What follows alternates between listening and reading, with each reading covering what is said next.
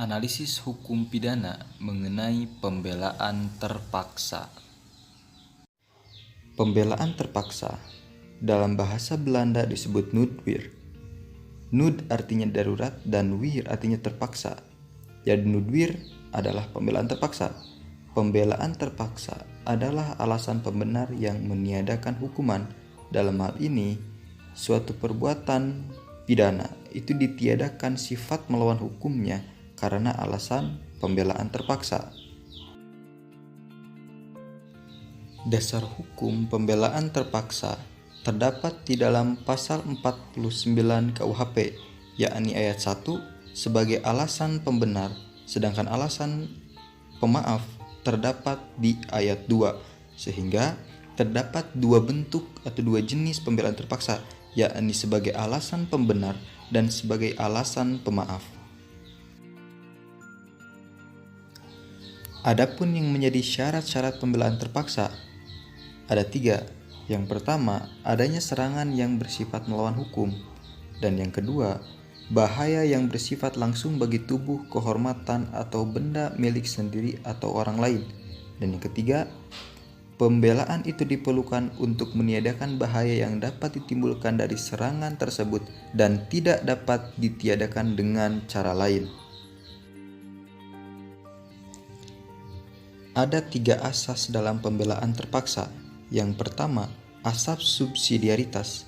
Di sini, pertimbangan jalan lain selain melakukan pembelaan menjadi penting diperhatikan, sebab sekurang-kurangnya ada 2 pendapat mengenai apakah ketika seseorang yang diancam untuk menyerahkan motornya oleh seorang begal, kalau ada kesempatan melarikan diri dengan meninggalkan motornya untuk diambil si begal itu lebih baik daripada melakukan pembelaan. Profesor Schaffmeister menyatakan bahwa melarikan diri lebih baik daripada melakukan pembelaan, karena melakukan pembelaan ketika ada jalan lain yakni melarikan diri mengakibatkan pembelaan itu tidak lagi sebuah keharusan, jadi belum atau bahkan tidak dibenarkan.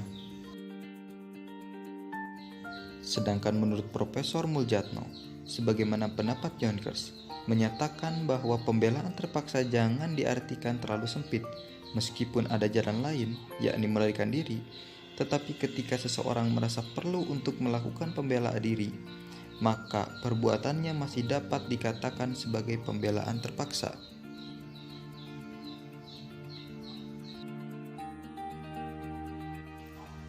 Yang kedua, asas proporsionalitas. Artinya harus ada keseimbangan antara serangan dengan pembelaan. Misalnya seorang petani tidak dibenarkan menembak orang yang mencuri beberapa tomatnya. Artinya perbuatan petani tersebut meskipun berusaha untuk menyelamatkan tomat miliknya dengan cara menembak pencuri, tidak dikatakan sebagai pembelaan terpaksa, sebab antara serangan dengan pembelaan tidak seimbang.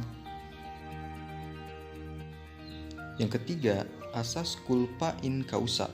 Artinya seseorang yang memulai serangan terlebih dahulu ketika korbannya balik menyerang dan si pelaku melawan perlawanan korban, maka atas perlawanan dari perlawanan korban tidak dapat dikatakan sebagai pembelaan terpaksa.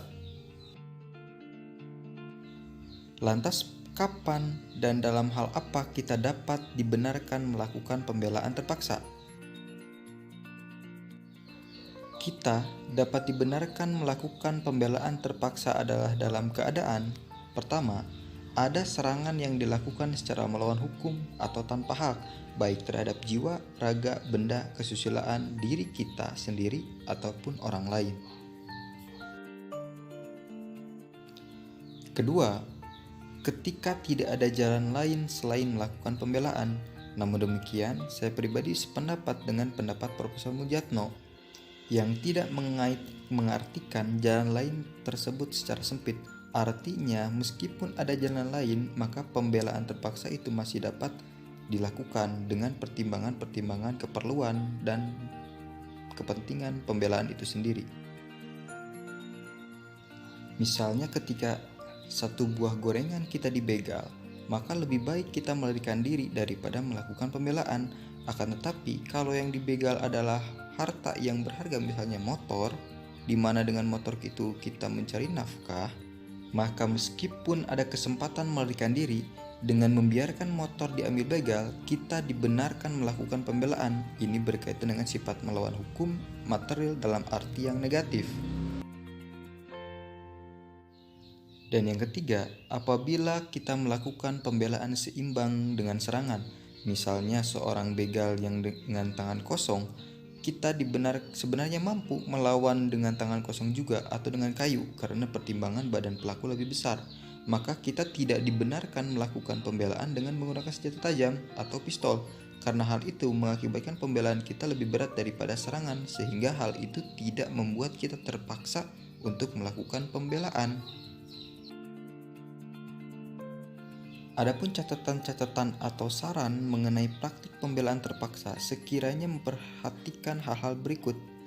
Pertama, keberhakan itu tidak perlu mengalah dari ketidakberhakan. Apakah seseorang harus mendapat suatu penderitaan, padahal menurut hukum orang tersebut tidak berkewajiban menanggung derita apapun atau mendapat nastapa. Jadi dalam hal ini, kita diberhak menurut hukum untuk melakukan pembelaan terhadap segala hal yang menyangkut baik itu diri kita maupun harta benda. Yang kedua, menurut Profesor Van Bemmelen, di dalam pembelaan terpaksa itu, undang-undang telah mengizinkan orang untuk main hakim sendiri. Maka dalam hal itu kita dibolehkan untuk melakukan pembelaan. Dan yang ketiga, Profesor Mujatno berpendapat karena negara Indonesia ini sangat luas sedangkan penegak hukum yang terbatas, ditambah banyaknya opini miring dari masyarakat terhadap kinerja penegak hukum, maka negara dalam hal ini haruslah mempertimbangkan untuk memberikan kebebasan kepada masyarakat untuk menjaga keselamatannya sendiri, sehingga dia atau masyarakat diperbolehkan melakukan pembelaan.